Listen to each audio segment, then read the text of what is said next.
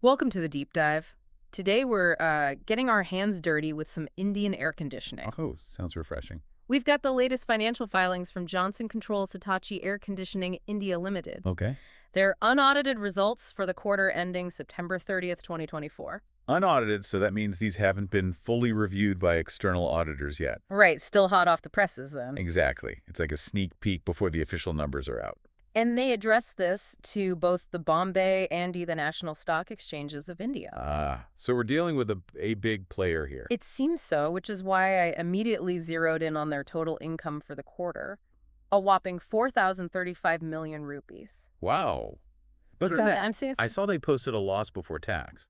That's Not what I expected. that is interesting because if you look at the same quarter a year ago, they were actually in the green.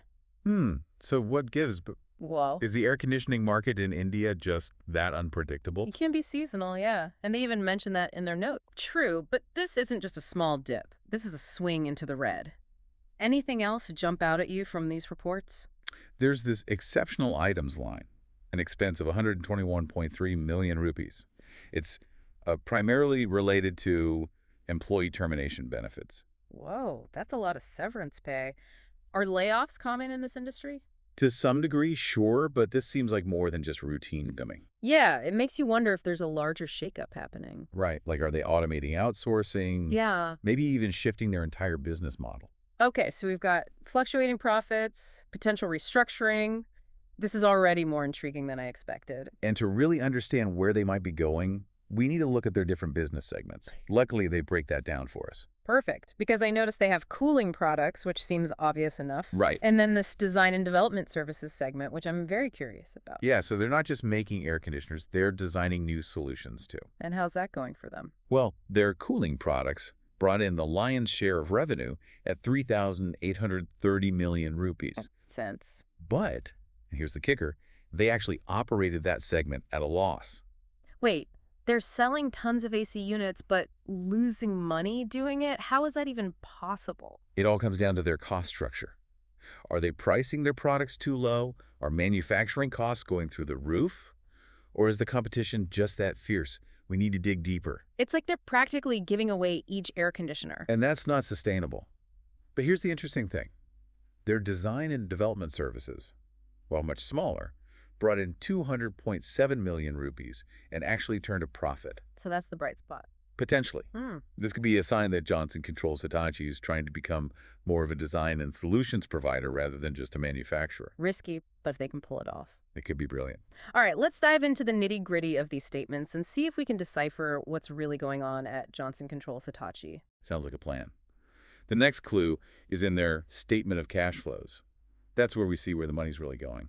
So the statement of cash flows, this is like getting a look at their checkbook, right? You could say that. It tells us whether they're managing their money well beyond just the revenue and expenses. Okay, so what's the story here? Are they making smart moves? Well, they have a net increase in cash and cash equivalents of 1,608 million rupees for the first 6 months of their fiscal year. So more cash on hand, that's good, right? Generally, yeah. It means they have more flexibility, whether it's for investments or to weather a storm. But is this cash pile because business is booming or something else going on? If you look closely, a big chunk of that increase comes from a decrease in inventories and trade receivables. Oh, hold on, you're losing me a bit. What does that mean in simpler terms? They're holding less stock and collecting more outstanding payments. Think of it like cleaning house, getting your finances in order. Aha, so it's more about freeing up cash than making more of it.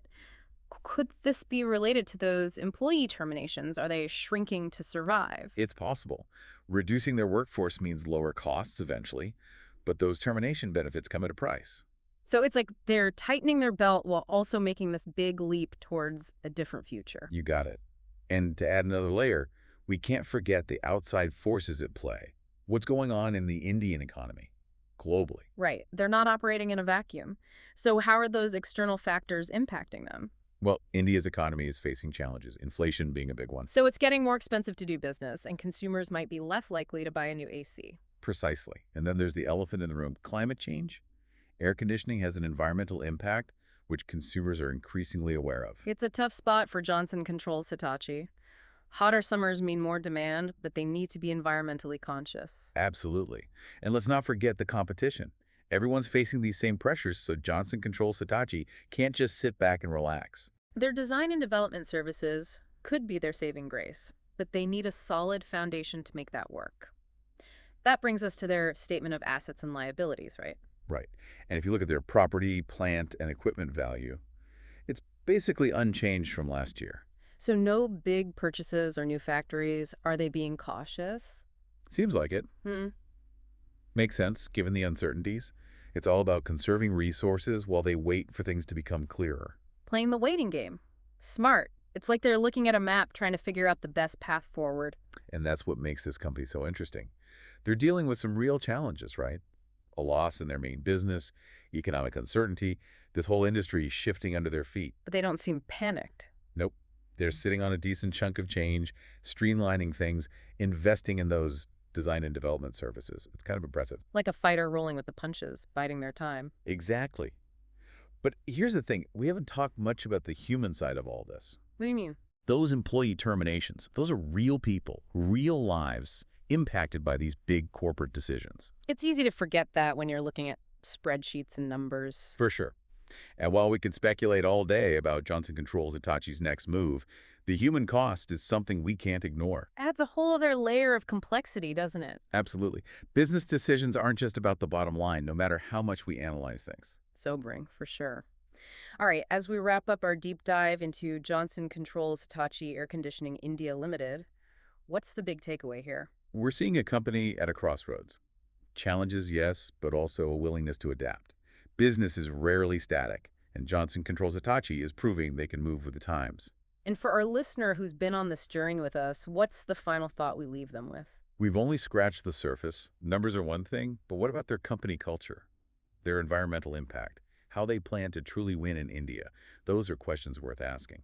Consider this deep dive a starting point, then. Johnson Controls-Hitachi's story is far from over.